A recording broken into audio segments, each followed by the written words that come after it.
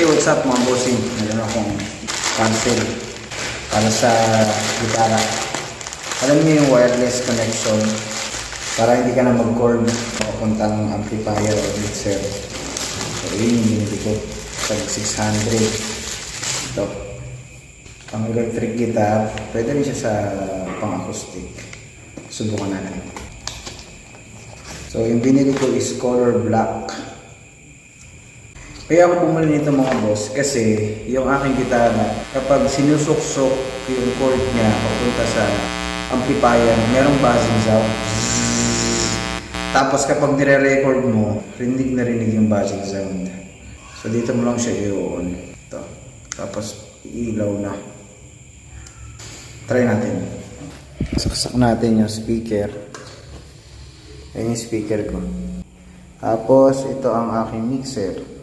Alright, and then lalagay na natin itong ating receiver line 3. On na natin. Tapos ito naman sa gitara. On din natin yan syempre. Okay, angat natin.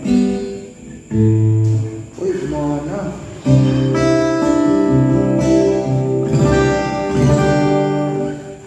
So, gumana.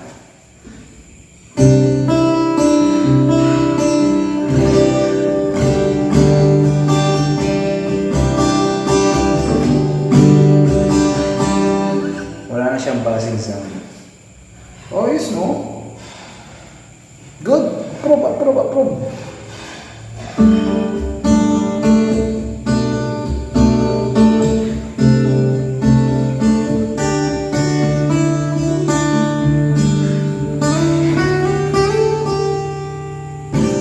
Sample. Tapos na ang lahat, nandito pa rin